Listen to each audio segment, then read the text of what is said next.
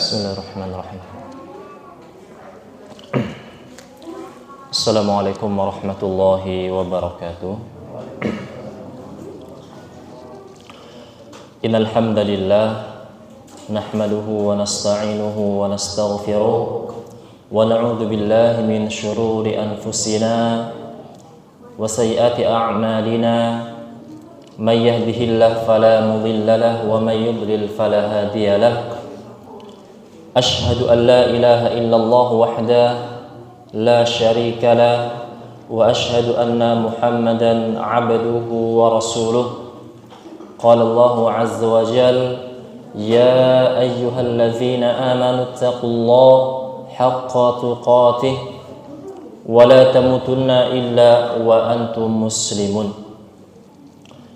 Alhamdulillah, segala puji milik Allah. Kita senantiasa bersyukur kepada Allah karena masih diberikan banyak sekali kenikmatan,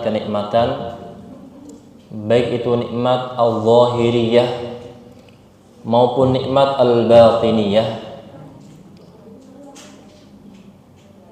Dengan nikmat tersebut kita bisa melakukan berbagai macam bentuk ibadah kepada Allah. Dengan nikmat-nikmat yang Allah berikan kepada kita, kita berharap agar setiap hari pahala kita semakin bertambah. Allah Jalla Jalaluhu berfirman, wa in ta'uddu ni'matallahi la tuhsuha. Dan jikalau kalian itu menghitung nikmat-nikmat yang aku berikan kepada kalian, maka nikmat tersebut la tuhsuha, tidak ada batasnya. Karena memang begitu banyak nikmat yang Allah berikan kepada kita. Dan Allah katakan, wa qalilum min ibadiyasy syakur. Ada di sana kelompok-kelompok ketika Allah berikan berbagai macam kenikmatan, mereka masih belum bisa bersyukur kepada Allah. Bersyukur dengan cara melakukan ketaatan kepada Allah masih jarang Bahkan wal'iyadzubillah, Allah bukakan berbagai macam ibadah kepada hamba tersebut, justru dia tidak bersyukur dengan cara bermaksiat kepada Allah Jalla Jalaluhu. Jamaah kaum muslimin yang Allah muliakan, kita akan berbicara beberapa sebab-sebab agar hati kita itu bisa menjadi bersih. Allah Jalla Jalaluhu mengatakan bahwasanya orang yang muflih, orang yang sukses, orang yang beruntung adalah orang-orang yang hati mereka itu bersih, yang hati mereka itu suci. Allah katakan qad aflaha man zakkaha, dan sungguh telah beruntung orang yang mensucikan jiwa mereka. Dan sebaliknya, wa qad khaba man dassaha, dan sungguh sangat-sangat merugi bagi mereka hatinya, tak kala mereka memiliki hati, hatinya menjadi hati yang kotor. Dalam ayat tersebut, qad aflaha man zakkaha, kata-kata zakkaha itu adalah dimaksudkan untuk bertambahnya kebaikan-kebaikan di dalam hati seseorang tersebut. Hati kita itu akan menjadi baik tak kala kita bersihkan dengan cara berubudiyah, melakukan ketaatan kepada Allah.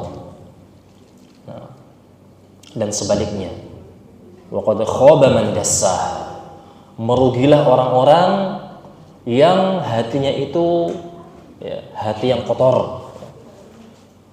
disebutkan aslu tadasiyah, ya. Asal dari kata tadasiyah adalah al-ikhfa, tersembunyi. Ya. Maksudnya hati yang tersembunyi itu seperti apa? Fal'asi. Ya.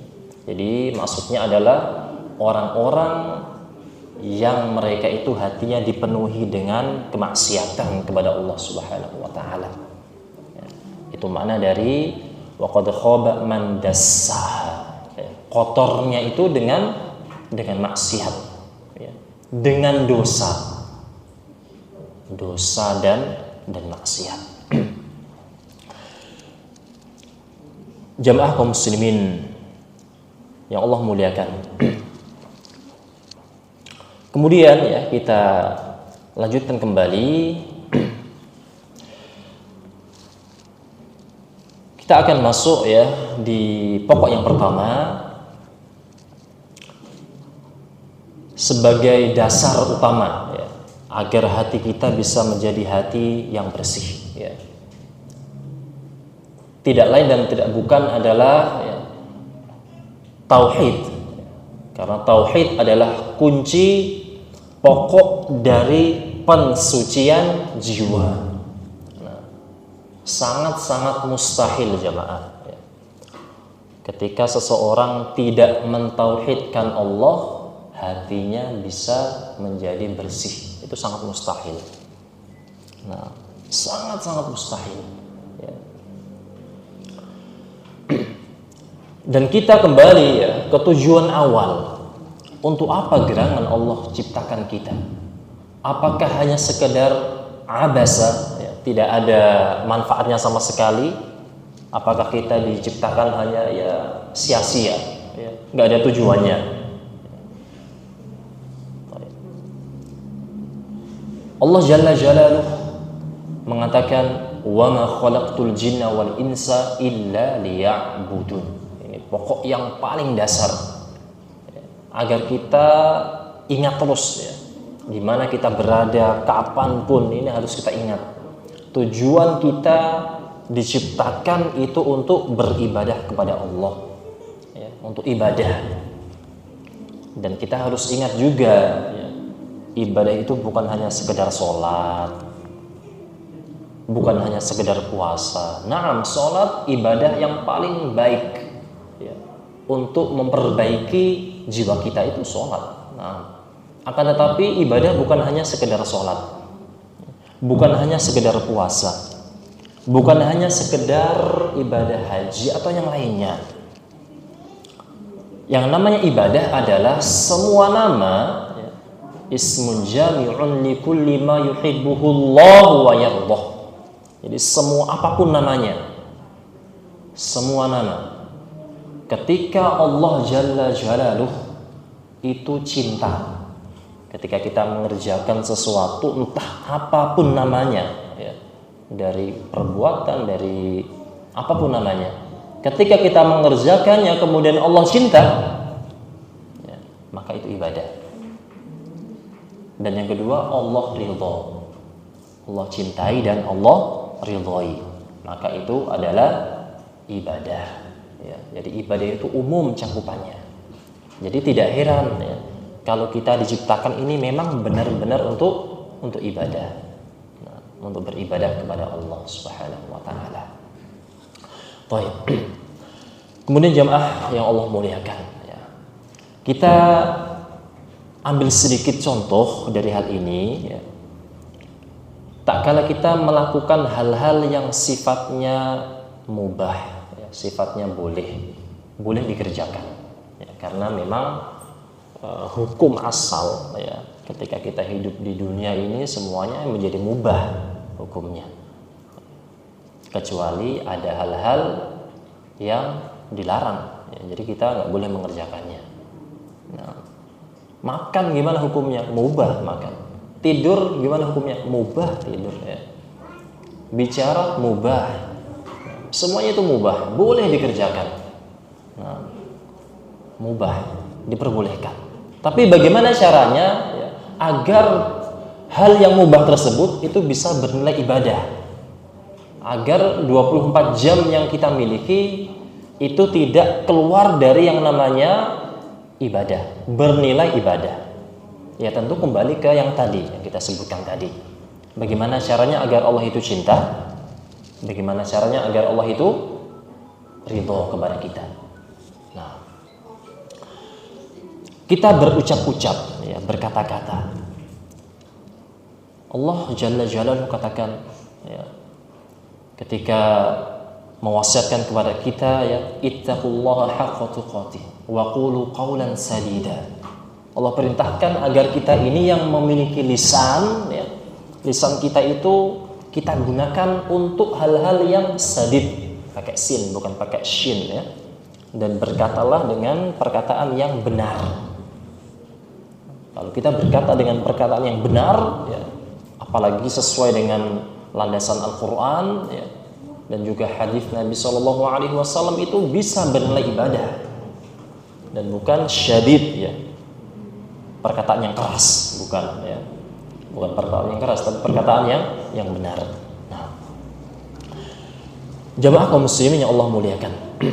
Kemudian, ya, juga yang harus kita ingat selalu bahwasanya ketika Allah Jalla Jalaluhu mengutus para rasul, ya, itu memang para rasul tersebut diperintahkan, ya, untuk menyerukan yang namanya landasan dari tauhid. Walaqad ba'atsna fi kulli ummatin rasula.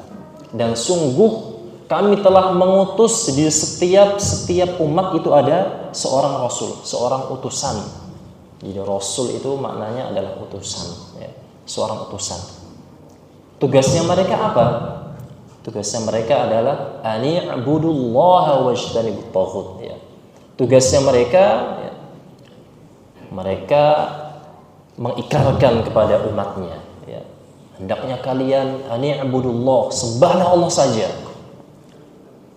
Harus menyembah Allah, harus mentauhidkan Allah, dan harus menjauhi wajtanibu taghut. Harus menjauhi yang namanya taghut, ya. Yang namanya taghut. Baik. Jamaah kaum muslimin yang Allah muliakan. Kemudian selanjutnya Rasulullah Shallallahu Alaihi Wasallam, ya, ketika mengutus sahabat yang mulia Mu'adz bin Jabal radhiyallahu anhu, diutus seorang diri, ya, untuk berdakwah, ya. Maka Nabi Shallallahu Alaihi Wasallam memberikan wejangan dan nasihat. Asas pertama kali yang harus didakwahkan oleh sahabat yang mulia Mu'adz bin Jabal, agar beliau serukan tentang dakwah tauhid, ya.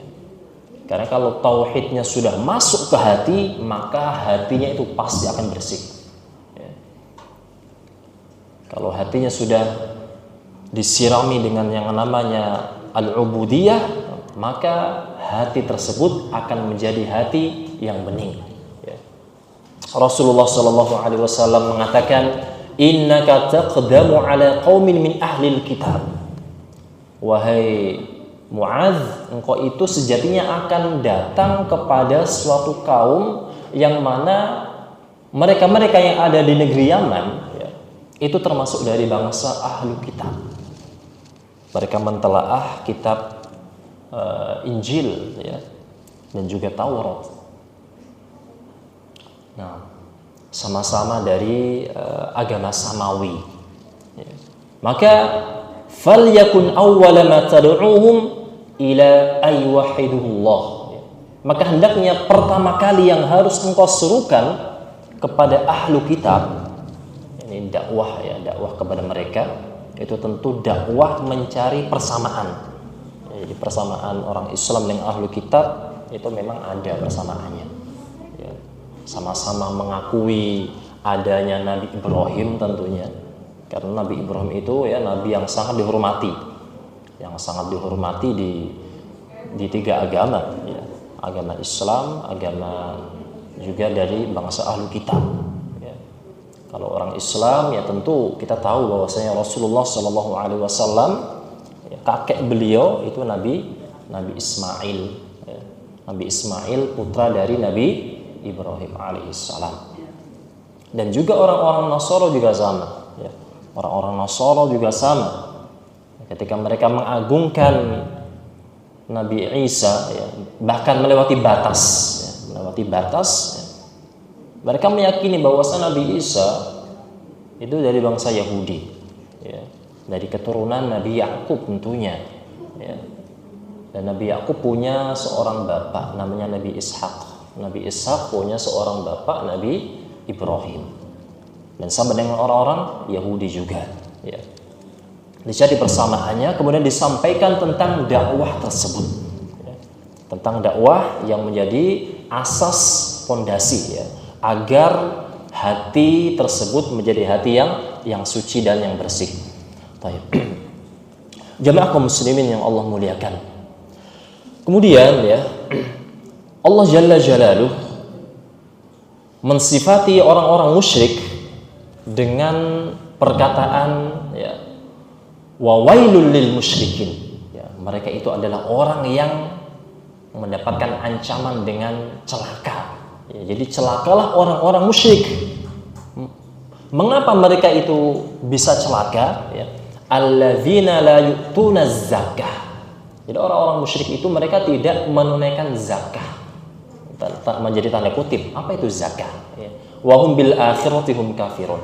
Selain mereka tidak menunaikan zakah, ya, mereka juga tidak beriman tentang adanya hari akhir, ya. Baik. Maka Syekhul Islam Ibnu Taimiyah rahimahullahu taala ketika beliau mengomentari ayat tersebut, ya, alladzina la yu'tuna zakah, tidak menunaikan zakah, ya. Maka zakah yang dimaksud dari ayat tersebut adalah wahiyat tauhid wal iman. Maksudnya adalah pentauhidan seorang hamba kepada Allah dan juga keimanan dia kepada hari akhir, ya, kepada Allah Jalla Jalaluh, kepada hal-hal yang ghaib. Oleh karena itu dikatakan la yu'tuna zakah, mereka belum menunaikan zakah karena memang mereka belum mentauhidkan Allah, ya. Belum mentauhidkan Allah Jalla Jalaluh. Kemudian hal ini juga dikuatkan juga, ya, oleh murid beliau yang bernama Ibnu Qayyim rahimahullahu taala.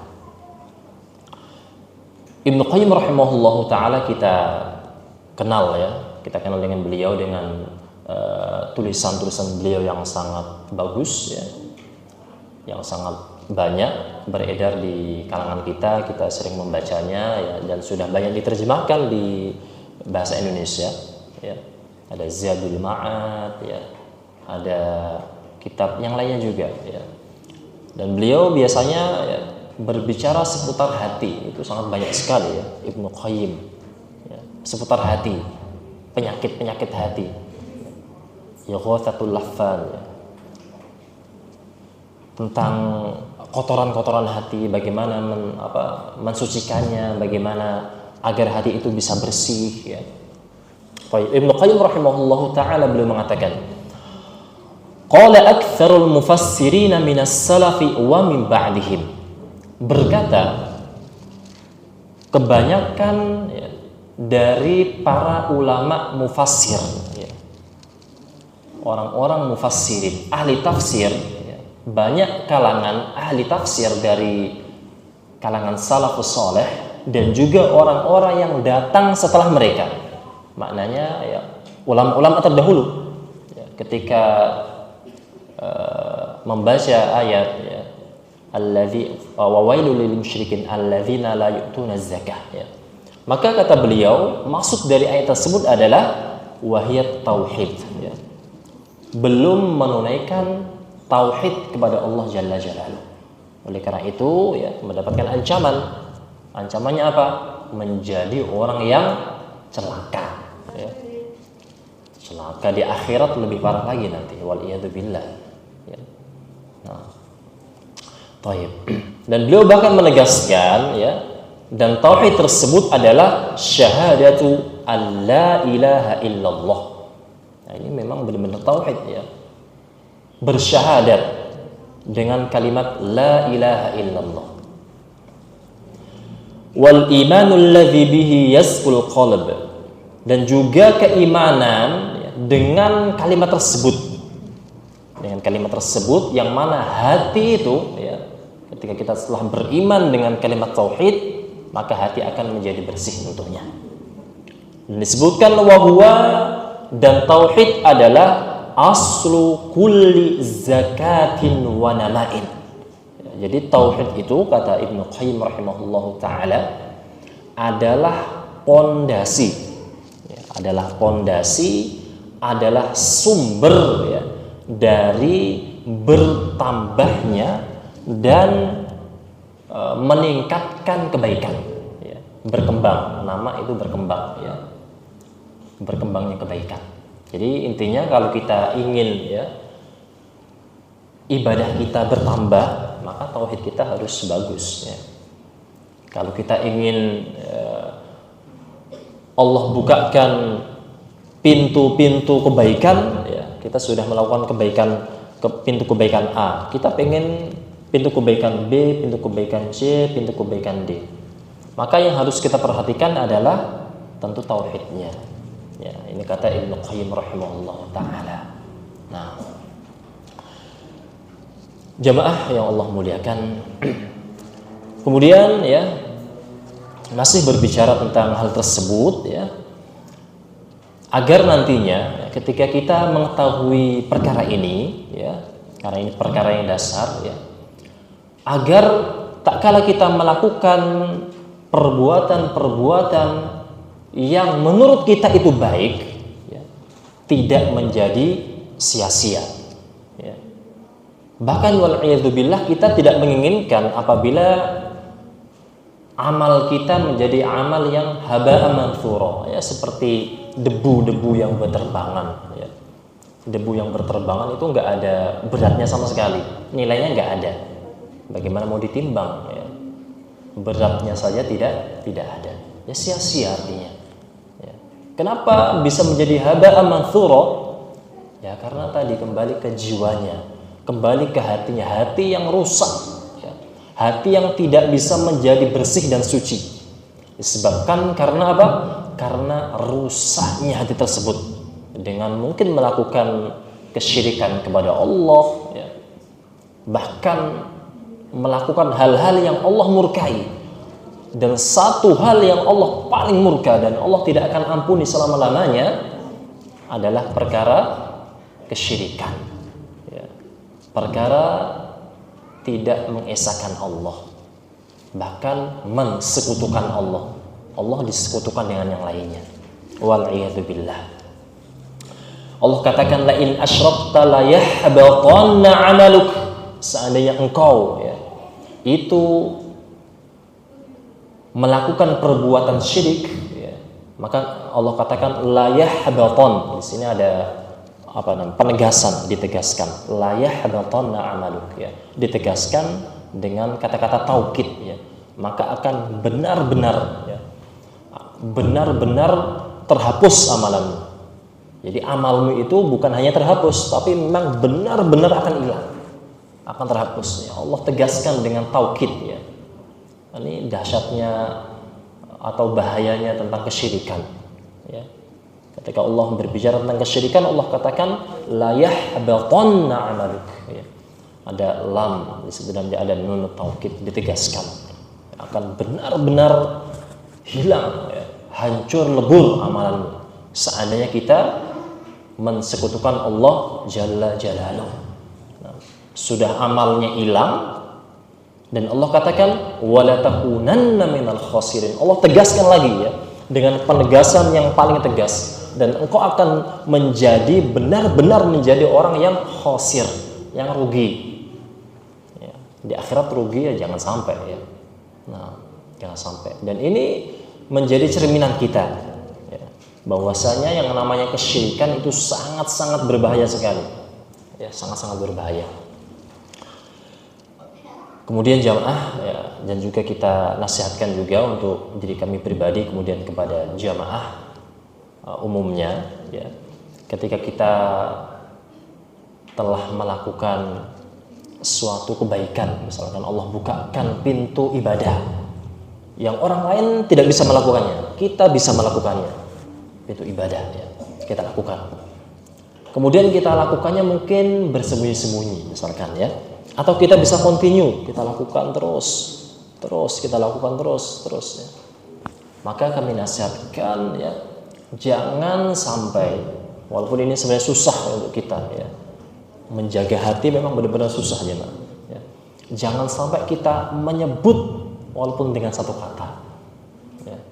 Jangan sampai kita menyebut kebaikan tersebut dengan satu kata ya. Apalagi menyebutnya ya, dengan kata-kata saya. Wah, ini susah ya. Saya, ana, ini susah udah ya.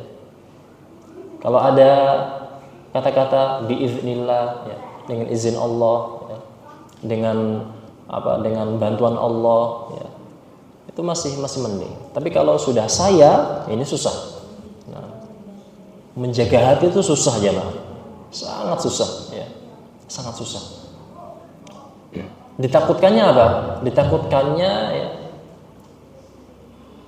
perbuatan yang kita lakukan, sudah kita mengeluarkan banyak banyak energi kita keluarkan ya. Kita keluarkan banyak sekali energi kita keluarkan ya. Kemudian waktu kita keluarkan, kemudian mungkin ya ketika tidak sengaja atau dengan sengaja misalkan ya, kita menyebutkan amalan tersebut ya, mungkin di orang lain misalkan ya, agar orang tersebut ya, misalkan kita ingin dianggap misalkan ya, makanya jangan sampai ya. Takutnya nanti amal kita itu sudah hilang ya, hilang seperti debu, haba'an manthura ya, tidak ada timbangannya sama sekali. Nah, ini sebagai wasiat kami pribadi kemudian kepada jamaah kaum muslimin secara umum. Karena memang sejatinya ya, kita harus sama-sama memberikan nasihat ya, sama-sama memberikan motivasi tentunya sebagai seorang muslim ya. Kalau melihat saudara kita Allah bukakan kebaikan, Allah lapangkan rezekinya ya, kita motivasi terus ya. Kita support ya. Kita doakan barakallahu laka. Kita doakan dia, semoga Allah memberkahi hartamu, semoga Allah tambahkan hartamu. Kita doakan. Nah, karena di sana memang ada doa dari malaikat ya. Dan kalau kita melihat teman kita, kerabat kita kesusahan ya, tentu kita harus memberikan nasihat juga ya. Karena nasihat itu dikatakan ya, ad-dinun nasihah. Karena nasihat itu karena agama itu isinya adalah nasihat semuanya ya, nasihat semuanya. Untuk siapa? Lillahi wa li kitabihi wa li rasulihi wa li a'immatil muslimina wa ammatihim. Jadi agama itu sejatinya adalah nasihat semuanya ya. Nasihat untuk Allah ya. Nasihat untuk kitab-kitabnya ya. Dan di sana juga wa ammatihim, dan juga untuk khalayak umum. Nah, wa li a'immatil muslimina wa ammatihim, untuk para pemimpin ya, dan untuk kaum muslimin secara umum. Kita berikan nasihat. Dan juga dikatakan ya, wa tawassaw bil haqqi wa tawassaw bis sabr. Dan harus memberi nasihat ya. Nasihatnya tentu dengan nasihat apa? Kebenaran ya. Dengan nasihat kebenaran, nasihat yang hak, dan juga nasihat dengan kesabaran. Dan dikatakan oleh Al-Imam Asy-Syafi'i rahimahullahu taala ya, kalau kita berpegang dengan surah Al-Asr, kita jadikan pegangan kita, patokan kita, itu sudah cukup ya. Kita jadikan hujjah untuk kita, sudah cukup. Beliau berkata ya, law ma anzalallahu hujjatan ala khalqihi illa hadhihi surah lakafathum. Seandainya Allah Jalla Jalaluh tidaklah menurunkan hujjah, pedoman, dijadikan pegangan, motivasi hidup misalkan ya, kepada hambanya, kecuali surah Al-Asr saja. Surah Al-Asr sebagai hujjah, pegangan hidup kita. Maka dikatakan oleh Al-Imam Asy-Syafi'i lakafathum, itu sudah cukup. Surah Al-Asr itu sudah cukup. Nah, Baik. Jamaah kaum muslimin yang Allah muliakan. Kemudian ya, kita lanjutkan yang kedua, ya tadi yang pertama kita singgung tentang pentauhidan kita kepada Allah agar hati kita menjadi hati yang bersih. Ya, jadi sebab agar hati kita itu suci bersih harus ada tauhidnya. Kalau nggak ada tauhidnya maka mustahil hati itu akan bersih. Yang kedua jamaah kaum muslimin adalah doa. Jadi doa ya. Doa adalah kunci dari pensucian jiwa. Itu adalah doa ya. Kalau kita ingin hati kita menjadi hati yang bersih dan suci, ingat ya, kita harus sering-sering berdoa kepada Allah Jalla Jalaluhu. Doa. Baik.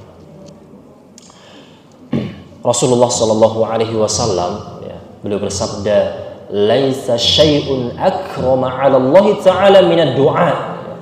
Tidak ada hal yang lebih mulia di sisi Allah Jalla Jalaluhu dibandingkan ya, dengan yang namanya berdoa. Ya, yang namanya berdoa. Baik. Kita hari ini sudah berdoa belum jamaah? Insya Allah kita setiap hari doa. Walaupun kita mungkin nggak nyadar, sebenarnya kita tuh sering doa jemaah. Ya. Tapi masalahnya kita ini meresapi nggak doa kita? Ini masalahnya ya. Nah, paling nggak ya kita berdoa kepada Allah ya di dalam sholat kita. Karena sholat secara bahasa adalah doa. Ya. Jadi sholat itu doa dari awal sampai akhir isinya doa semuanya, isinya doa. Nah, bahkan yang di dalam surah Al-Fatihah sendiri kita meminta petunjuk kepada Allah Jalla Jalaluhu. Nah, ketika kita hidup di dunia, agar kita itu ketika posisi jalannya itu lurus, ya, nggak ke kanan, nggak ke kiri, pokoknya lurus aja sampai finish. Ya. Jangan sampai terkecoh kanan dan kiri. Nah, itu kita sering doa. Akan tetapi ya kita sering lalai juga ya, karena ketika sesuatu yang sering kita ucapkan, jadi sesuatu yang sering kita ucapkan dengan lisan, kita ulang-ulangi, biasanya itu akan refleks sendiri, ya, akan refleks sendiri. Nah, oleh karena itu yang paling bagus ya, ketika kita sholat, jadi doa dalam sholat itu banyak sekali ya, banyak sekali. Yang paling bagus ya doanya ya jamaah, bukan gerakannya ya, itu dimodifikasi. Modifikasi itu ya bukan doanya itu aja dari kita TK sampai sekarang, itu aja doanya. Nah, kalau bisa diselang-seling, ya, diselang-seling. Ya. Hari ini doanya pakai doa yang ini, besok yang itu, besok yang itu. Biar apa? Biar kita itu bisa fokus dengan apa yang kita ucapkan. Berbeda kalau kita doanya itu aja. Ya.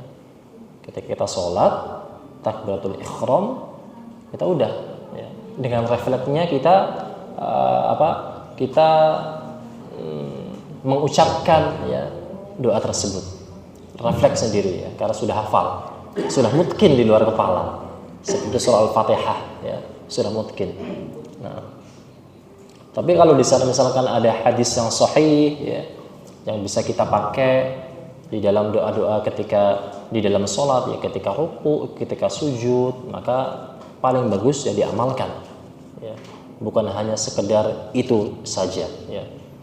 Paling enggak kalau hari ini doanya memakai teks yang A, besok yang B.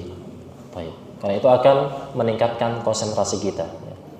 Kita akan semakin konsentrasi dengan lafaz teks yang kita baca ya, dan kita juga akan meresapi dari maknanya. Nah, jamaah kaum muslimin yang Allah muliakan. Kemudian ya, Syekhul Islam rahimahullahu taala, ini salah satu wasiat beliau ya. Wasiat Syekhul Islam Ibnu Taimiyah kepada Abul Qasim Al-Maghribi ya. Nasihat beliau mengingatkan kepada Abul Qasim mengenai doa. Beliau ingatkan ya, bahwasanya doa itu adalah kunci dari semua kebaikan. Ini wasiat Ibnu Taimiyah rahimahullahu taala. Yang beliau mengatakan ad-du'a'u miftahu kulli khairin. Jadi doa itu ya kata beliau adalah kunci dari segala kebaikan. Entah itu apa kebaikannya. Pokoknya semua kebaikan. Ya. Itu intinya adalah doa. Jadi kalau kita ingin mendapatkan kebaikan yang sangat banyak, ya silahkan berdoa. Karena doa itu gratis ya. Dimanapun kita bisa doa jemaah. Ketika duduk berdoa, ketika jalan berdoa, ketika berbaring berdoa ya. Bahkan ya Allah Jalla Jalaluh ya menyuruh kita agar kita ini ya, meminta kepada Allah. Dan Allah katakan ya, salah satu ciri-ciri orang yang sombong itu adalah orang yang tidak mau meminta kepada Allah. Kenapa harus minta sama Allah? Ya karena kita lemah, makhluk yang sangat lemah ya. Biasanya kita sesama makhluk saja saling membutuhkan. Sesama makhluk saling membutuhkan, apalagi kepada Sang Khalik lebih membutuhkan lagi. Oleh karena itu ya Allah katakan wa qala rabbukum ud'uni. Dan Rabb kalian berkata atau berfirman, ud'uni, wahai hamba-hambaku, minta sama saya. Doalah kalian kepadaku.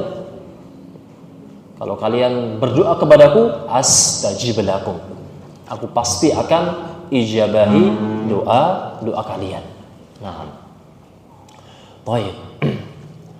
Jamaah kaum muslimin yang Allah muliakan.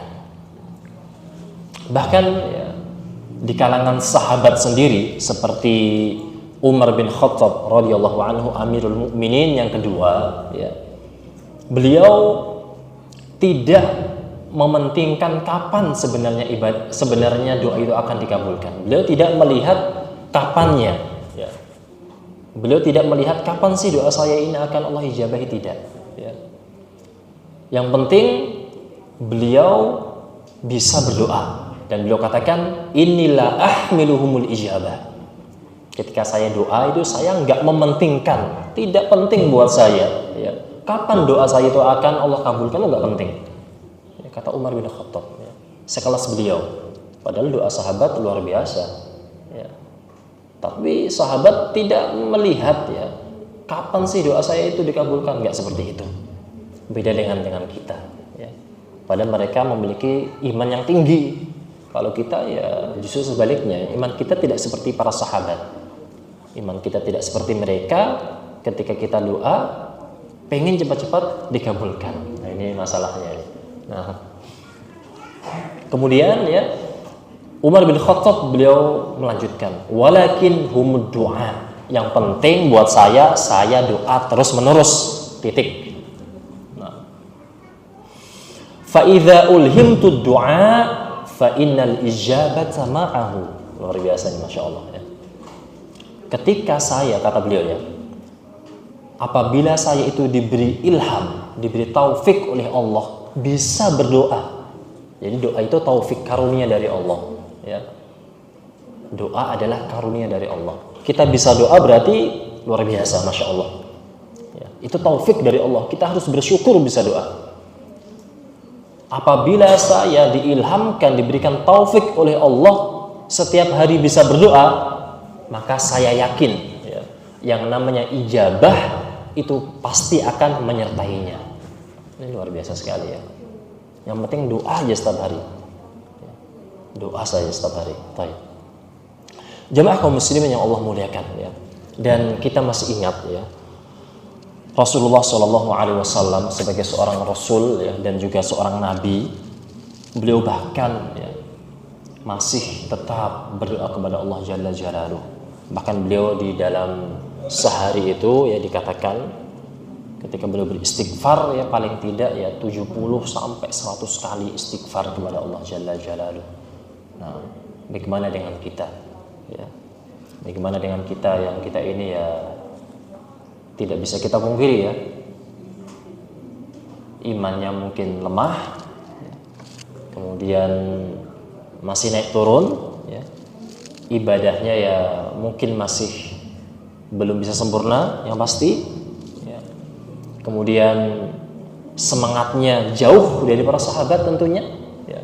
Semangat untuk beramal ya. Jadi kalau sahabat zaman dulu, para ulama zaman dulu, ketika mereka, katakanlah mereka bekerja, ketika mereka melakukan sesuatu seperti bekerja ya, para ulama terdahulu, mereka itu bekerja dengan niat untuk agar bisa membuka ibadah yang belum mereka buka ya. Itu para ulama terdahulu. Seperti misalkan wakaf ya. Para sahabat hampir rata-rata berwakaf. Nah, hampir rata-rata berwakaf. Kalau mereka belum melakukan wakaf, maka mereka akan giat, para ulama terdahulu ya, akan giat mencari rezeki ya, mencari rezeki agar bisa berwakaf. Oh, wakaf sudah, mungkin saya belum zakat misalkan ya, zakat wajib misalkan, atau yang lainnya ya. Maka mereka akan mengumpulkan harta agar terbuka ibadah yang lain. Itu ulama terdahulu ya. Luar biasa ulama terdahulu. Oleh karena itu jangan kaget ya kalau kita membaca biografi para ulama ya. Biografi para ulama luar biasa sekali mereka. Nah. Kemudian jamaah kaum muslimin yang Allah muliakan, saya nukilkan dari perkataan Mutarrif Asy-Syikhir ya, rahimahullahu taala, dari kalangan salaf ya. Beliau mengatakan, tadzakartu majma'ul khairi fa idzal khairu katsirun. Saya itu merenungkan ya, merenungkan segala pokok kebaikan. Saya renungkan apa gerangan pokok kebaikan itu ya. Dan ternyata pokok-pokok kebaikan itu sangat banyak sekali ya. Seperti as-saumu, seperti puasa, salat ya. Fa idza huwa fi yadillahi azza wajal. Maka kebaikan-kebaikan seperti puasa, sholat dan yang lainnya itu, kata beliau ya, kata Mutarrif Asy-Syikhir ya, itu berada di tangan Allah Jalla Jalaluh. Kita tidak akan bisa sholat kecuali dengan izin Allah. Kita tidak akan bisa berpuasa kecuali dengan izin Allah Jalla Jalaluh. Dan beliau ingatkan, fa idza anta la taqdiru ala ma fi yadillahi azza wajal illa an tas'alahu fayu'tiyaka. Tapi ingat satu hal yang harus kamu ingat ya.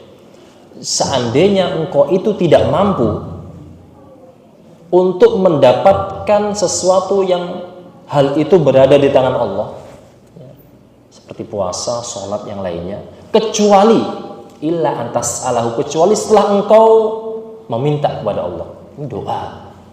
Jadi kita itu nggak mungkin ya bisa mengambil kebaikan kalau nggak doa. Ya, harus doa aja mah, harus doa ya. Oke lah, silahkan kita memiliki angan-angan yang tinggi ya. Karena angan-angan yang tinggi itu bagus juga ya.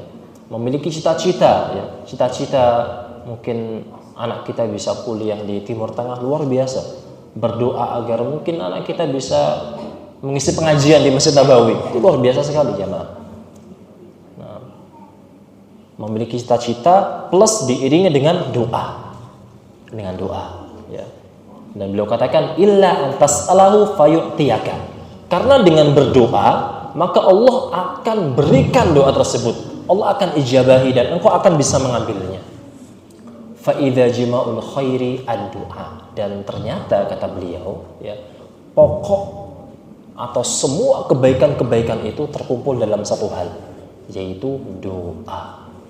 Nah, jamaah kaum muslimin yang Allah muliakan ya. Kemudian salah satu doa yang Nabi SAW ajarkan, karena ini sebab yang kedua ya, agar hati kita ya itu bisa menjadi hati yang bersih, bisa menjadi hati ya, yang tulus, bisa menjadi hati yang suci ya. Ingat dengan doa.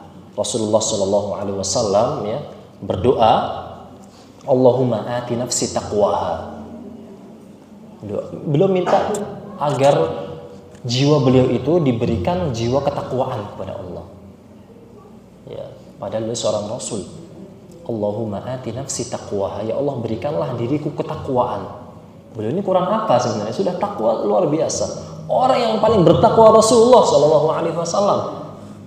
Akan tetapi beliau masih berdoa kepada Allah Jalla Jalaluhu, ya, masih meminta kepada Allah Jalla Jalaluhu. Nah, wa zakkiha anta khairu man zakkaha. Ya Allah, bersihkanlah, sucikanlah ya, hati saya, karena Engkau adalah Zat yang mensucikannya. Jadi kalau hati kita pengen bersih, ya doa sama Allah Jalla Jalaluhu, ya. Baik. Kemudian ya, contoh yang lainnya juga Rasulullah Shallallahu Alaihi Wasallam, ya, ini doa yang sering beliau panjatkan, ya. Mungkin di akhir dari sholat kita, ya, kita diperbolehkan berdoa dengan doa ini, ya, dengan mengatakan ya muqallibal qulub tsabbit qalbi ala dinik, ya. Jadi kita meminta kepada Allah agar ya, hati kita itu menjadi hati yang tetap, ya, bisa menjadi hati yang tidak mudah berbelok-belok, ya, karena Allah Jalla Jalaluhu maha membolak-balikkan hati. Maka kita minta agar hati kita itu dijadikan hati yang tetap, ya, tidak mudah berbelok-belok. Kenapa? Ya karena kita tahu ya betapa banyak manusia di pagi harinya dia seorang muslim, sore harinya sudah keluar dari agama Islam. Dan betapa banyak juga ya kaum muslimin yang tadinya di waktu sorenya dia seorang muslim, besoknya pagi harinya sudah keluar dari agama Islam. Itu juga banyak sekali jamaah. Nah, oleh karena itu kita minta kepada Allah Jalla Jalaluhu dengan berdoa ya muqallibal qulub, ya, wahai Zat yang membolak-balikkan hati, ya. Tsabbit qalbi ala dinik. Tetapkanlah hatiku di atas agamamu. Kita minta istiqomah, ya. Mudah-mudahan kita senantiasa berpegang ya, di atas agama yang benar ini sampai nanti ya, ajal kita datang. Jamaah kaum muslimin yang Allah muliakan, ya. Kemudian ya, yang harus kita sadari bersama jamaah, ya. Tadi kita sebutkan doa. Kita harus sadar bahwasanya tak kala kita berdoa kepada Allah, maka kita harus ingat itu adalah sebuah karunia yang Allah berikan tidak kepada semuanya. Nah, bahkan Allah katakan walaula fadlullahi alaikum warahmatuh. Sekiranya bukan karena karunia dari Allah. Jadi doa itu karunia sebenarnya, ya. Kita diberikan anak luar biasa, senangnya luar biasa. Maka kita harus lebih senang lagi tak kala kita masih bisa berdoa kepada Allah. Jadi tak kala kita berdoa kepada Allah itu adalah karunia yang Allah berikan kepada kita. Allah katakan walaula fadlullahi alaikum warahmatuh. Sekiranya ya, bukan karena karunia-Nya Allah dan rahmat-Nya Allah yang diberikan kepada kalian, ma zaka minkum min ahadin abada. Maka tidak ada satupun makhluk di muka bumi ini yang bisa bersih. Pasti akan kotor semuanya, ya. Tidak akan bisa bersih dari perbuatan keji dan mungkar. Nah, jadi kita harus ingat ya, ini adalah sebuah karunia dari Allah Jalla Jalaluhu. Baik. Jamaah kaum muslimin yang Allah muliakan. Kemudian ya, kita lihat perkataan dari Ibnu Abbas radhiyallahu anhu, ya, ketika beliau menafsirkan ayat di atas, beliau mengatakan mahtada minkum minal khalaiqi li syai'in minal khairi yanfa'u bihi nafsahu wa lam yattaqi syai'an minasyarri yadfa'uhu an nafsihi. Beliau katakan tidak ada seorang makhluk pun yang dapat memberikan hidayah, ya, berupa kebaikan. Jadi kita ini sebenarnya nggak bisa memberikan kebaikan kepada orang lain, ya. Tidak ada bisa memberikan kepada orang lain. dan juga kita tidak akan bisa mencegah walam yattaqi syai'an minasyarri. Kita tidak akan bisa mencegah saudara kita agar dia itu menghindari dari perbuatan-perbuatan yang buruk, kecuali semua itu karunia dari Allah Jalla Jalaluhu. Dan hal itu tidak akan didapatkan kecuali dengan berdoa kepada Allah Jalla Jalaluhu. Baik. Jemaah kaum muslimin yang Allah muliakan. Ketika perang Ahzab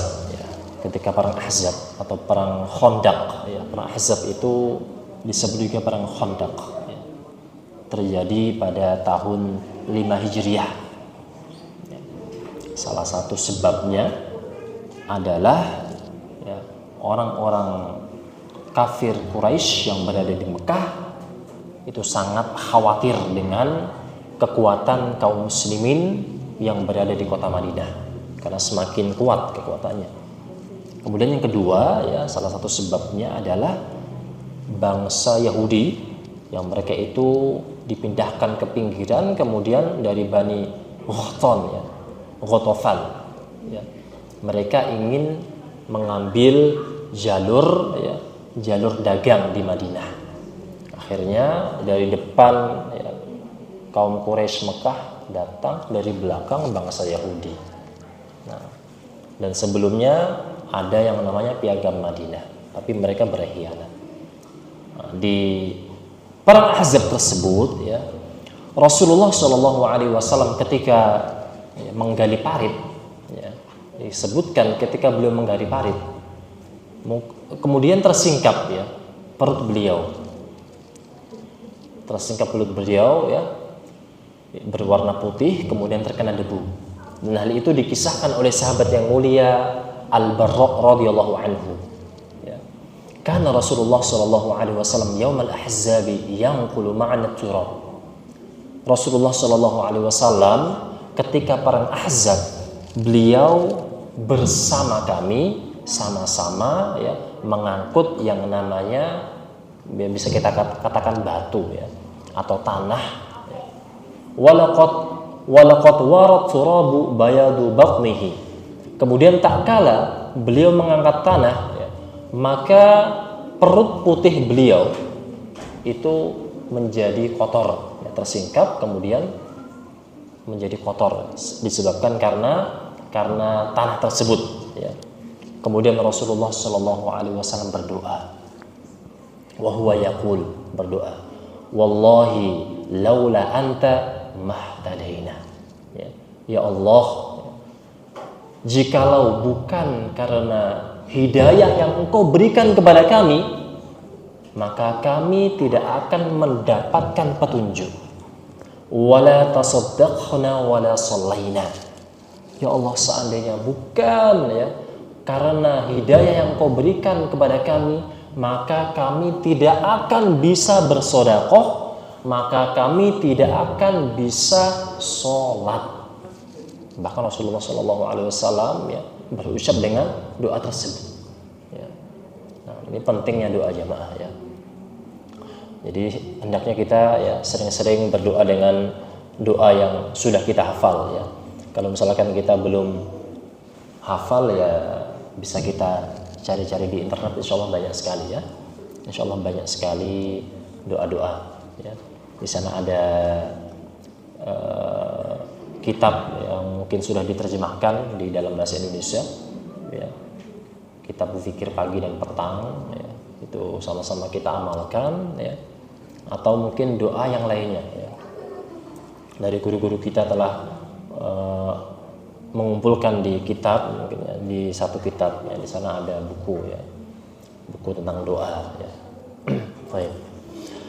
Kemudian yang terakhir jamaah kaum muslimin, ya, adalah agar hati kita ini, ya, menjadi hati yang bersih dan suci, ya, kita harus ingat, ya, bahwasanya Al-Quranul Karim itu adalah sumber, kita katakan sumber air, ya. Jadi Quran itu seperti sumber air, ya.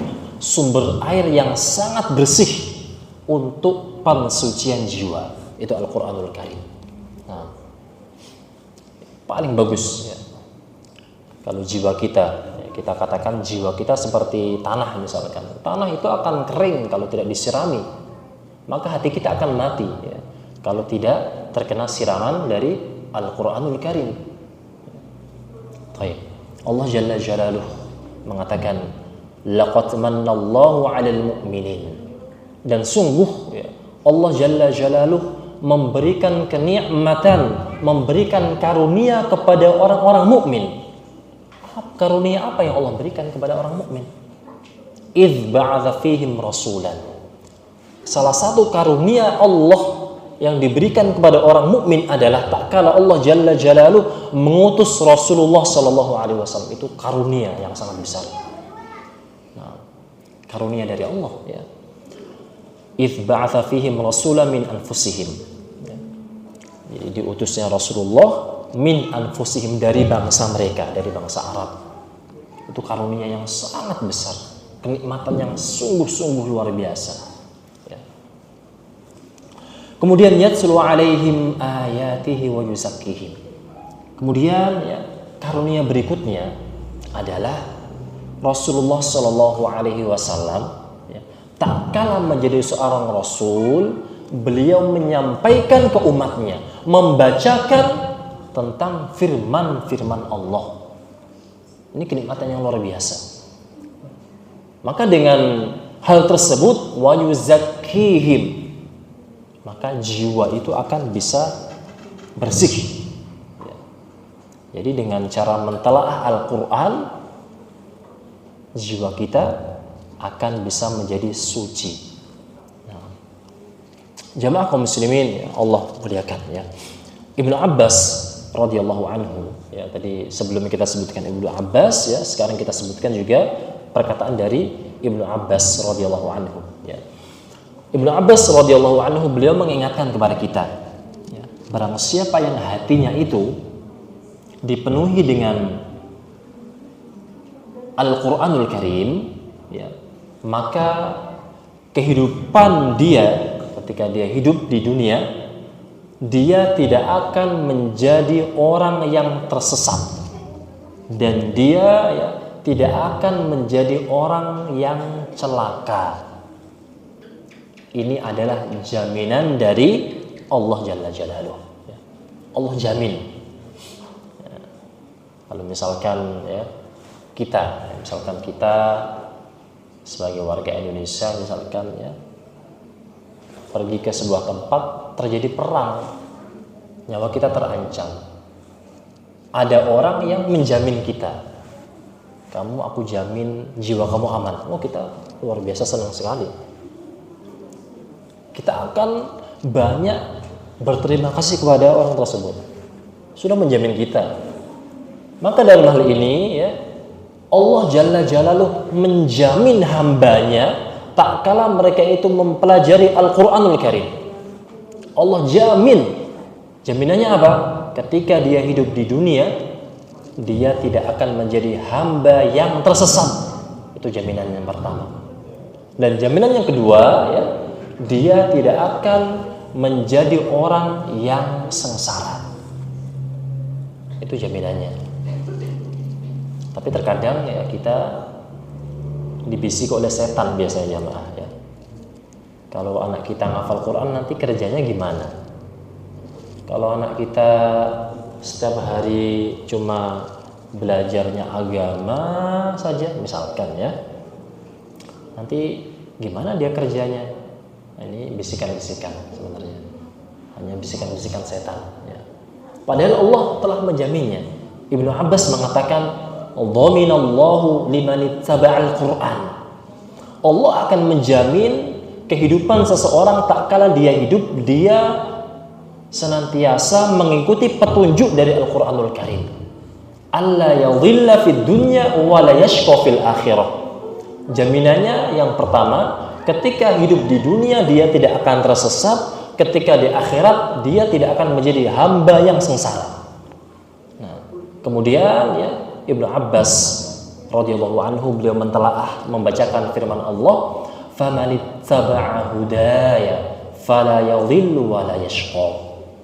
Beliau menukilkan ya, Firman Allah Jalla Jalaluh, "Famanittaba'a hudai." Barang siapa yang mengikuti petunjukku, kata Allah. Tentu Al-Qur'an petunjuknya. Fala yadhillu wa la yashqa, maka dia tidak akan menjadi tersesat dan tidak akan menjadi orang yang sengsara. Nah, jemaah kaum muslimin yang Allah muliakan. Kemudian ya, sebelum kita tutup ya, kita harus ingat selalu ya, kita berbicara tentang hati ya. Maka kita harus ingat bahwasanya Al-Qur'an itu adalah syifa. Apa itu syifa ya? Syifa adalah penyembuh atau obat. Ya, kalau hati kita sakit, maka hendaknya diobati dengan Al-Qur'anul Karim. Ya, disiram. Ya. Kalau kita dapati tanah yang kering, harus kita siram. Walaupun mungkin satu hari nyiramnya ya 1 tetes lah. Yang penting rutin jemaah. Besok 1 tetes, besok 1 tetes, 1 tetes. Kalau nyiramnya banyak, lebih bagus lagi. Ya. Sama dengan jiwa kita. Jiwa kita mungkin yang tadinya ya, kita susah untuk membaca Quran, 1 hari 1 juz susah, Ustaz. Ya, dikurangi, ya, 1 hari setengah juz susah, 1 hari 1 lembar susah, setengah lembar barang ya. Susah, 1 ayat barang ya. Paling nggak 1 ayat lah baca. Yang penting ada aja baca jemaah ya. Karena itu akan memberikan pengaruh di dalam hati kita ya. Allah Jalla Jalaluhu mengatakan, "Ya ayyuhan nasu qad ja'akum mau'izatun min rabbikum." Wahai manusia, telah datang kepadamu mau'izah, suatu pelajaran, suatu nasihat dari Tuhan kalian. Wa syifaa'un lima fis sudur, dan juga penyembuh bagi penyakit-penyakit yang ada di dalam hati. Apa itu? Al-Qur'anul Karim. Nah, jemaah kaum muslimin yang Allah muliakan ya. Kemudian yang terakhir kita tutup dengan perkataan dari Ibnu Qayyim rahimahullahu taala. Beliau mengatakan bahwasanya ya, Al-Qur'an adalah asy-syifa'ut tam. Al-Qur'an adalah obat yang paling sempurna dan murajab min jami'il adwa'il qalbiyah wal badaniyah. Jadi Al-Qur'an adalah obat yang paling sempurna dan murajab untuk semua penyakit. Baik itu penyakit yang sifatnya qalbiyah, sifatnya ada di hati, wal badaniyah, dan sifatnya ada di badan. Wa adwa'id dunya wal akhirah. Dan bertegaskan bahwasanya Al-Qur'an itu adalah obat ya, untuk penyakit yang ada di dunia dan juga penyakit-penyakit yang terkaitannya dengan akhirat.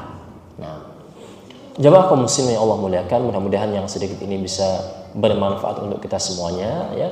Dan kita berharap kepada Allah Jalla Jalaluh, ketika kita bermajlis ya, kita berharap mudah-mudahan iman kita bisa meningkat ya. Iman kita bisa meningkat ya. Paling enggak hadir barang ya, bisa meningkat. Kemudian kita berharap agar